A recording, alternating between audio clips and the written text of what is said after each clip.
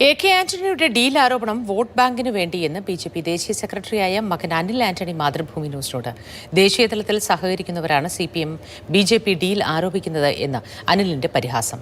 FCR നിയമത്തിൽ ക്രൈസ്തവ സഭകൾക്ക് കോൺഗ്രസ് ഉയർത്തിയ ഫിയർ സൈക്കോസിസ് എന്ന് അനിൽ ആന്റണി. തിരഞ്ഞെടുപ്പിന് മുൻപ് ചർച്ചയിലൂടെ ആശങ്ക പരിഹരിക്കാനുള്ള ചർച്ചയിലാണ് ബി.ജെ.പി നേതൃത്വമെന്നും അനിൽ വ്യക്തമാക്കി. മുതിർന്ന കോൺഗ്രസ് നേതാവ് കെ ആന്റണി കേരളത്തിൽ UDF ഭരണത്തിന് വേണ്ടിയുള്ള പ്രചാരണത്തിലും പ്രയത്നത്തിലും.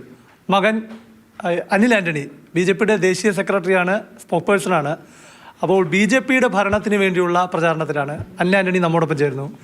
അല്ലേ, ഈ പിതാവ് പറയുന്നത് കേരളത്തിൽ ബി.ജെ.പി LDF ഡീലാണെന്നാണ്. ബി.ജെ.പിക്കെതിരായ നിലപാടെടുത്ത ആൾ അങ്ങനെ ഒരു വിഷയം ഉന്നയിക്കുമ്പോൾ അത് പൊതുജനം എങ്ങനെ മനസ്സിലാക്കും?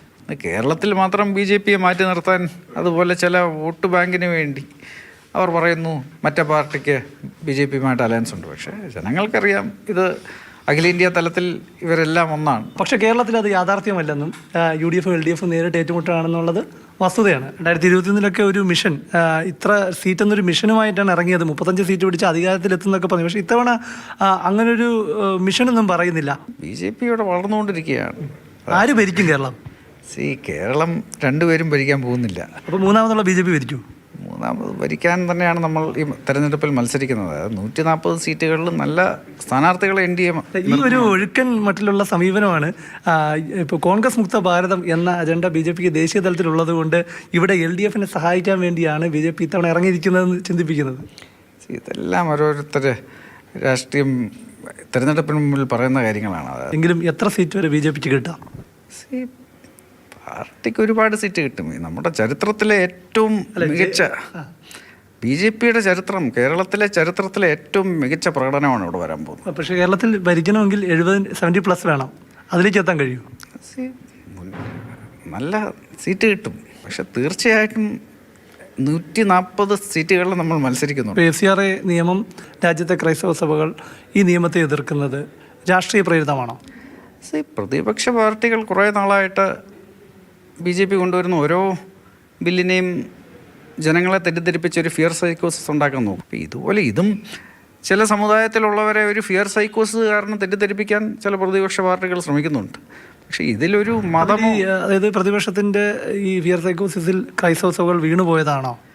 ഇതിപ്പം ഇതിനെക്കുറിച്ച് ചർച്ച ചെയ്ത് തുടങ്ങിയിട്ട് 3-4 ദിവസമേ ആയിട്ടുള്ളൂ. അപ്പോൾ ചിലവർക്ക് ആശങ്കകൾ വരും. അത് നോർമലാണ്. വോട്ടെടുപ്പിലേക്ക് അടുക്കുന്നൊരു വേളയിൽ BJPക്ക് അത് രാഷ്ട്രീയമായി ക്ഷീണം ഉണ്ടാക്കില്ലേ? ഏതെങ്കിലും ഒരു മതത്തിനെ അല്ലെങ്കിൽ ലക്ഷ്യം വെച്ചുകൊണ്ടോ അല്ലെങ്കിൽ ഒരു റിലീജിയസ് ആസ്പെക്റ്റോടെ കൊണ്ടുവന്ന ബില്ലല്ല ഇത്. സഭകൾ ഇതിൽ വൺ സൈഡഡ് ആണ് എന്ന് തോന്നിയിട്ടുണ്ടോ? പക്ഷെ അവരുമായിട്ട് സംസാരിച്ച് തുടങ്ങിയിട്ടേ ഉള്ളൂ. അല്ല, അതിനകത്ത് കോൺഗ്രസിനെ അനുകൂലിക്കുന്ന ഒരു നിലപാട് അവർ എടുക്കുന്നു എന്ന് തോന്നുന്നുണ്ടോ? 3-4 ദിവസം ആയിട്ടുള്ളൂ. ഇതൊരു ഇഷ്യൂ ആയിട്ട് 3-4 ദിവസം ആയിട്ടുള്ളൂ. നമ്മുടെ നേതാക്കൾ സംസാരിക്കുന്നുണ്ട്. ഇലക്ഷനിന് 4 ദിവസമേ ഉള്ളൂ. തീർച്ചയായിട്ടും അതിനു മുമ്പ് എല്ലാം ഒരു പരിഹാരമുണ്ടാകും. അതായത് FCRA ബില്ല് BJPക്ക് വോട്ട് ചോർച്ച ഉണ്ടാക്കില്ല എന്നാണോ? അവരുടെ രാഷ്ട്രീയത്തിൽ ആദ്യം നേഷൻ ഫസ്റ്റാണ്, അതായത് രാജ്യം ആദ്യമാണ്. ഇങ്ങനെ വിചാരിക്കുന്ന എല്ലാവരും BJPക്ക് തന്നെ വോട്ട് ചെയ്യത്തുള്ളൂ. അനിൽ ആന്റണിയാണ് 2 വിഷയത്തിൽ, ഒന്ന് FCRA ബന്ധപ്പെട്ട വിഷയത്തിലും ഒപ്പം തന്നെ കേരളത്തിൽ BJP CPM ഡീലുണ്ട് എന്ന കെ ആന്റണിയുടെ ആരോപണത്തിൽ പ്രതികരിച്ചത്. ക്യാമറമാൻ അനൂപം, പ്രശാന്ത് കൃഷ്ണ, മാതൃഭൂമി ന്യൂസ്, തിരുവനന്തപുരം.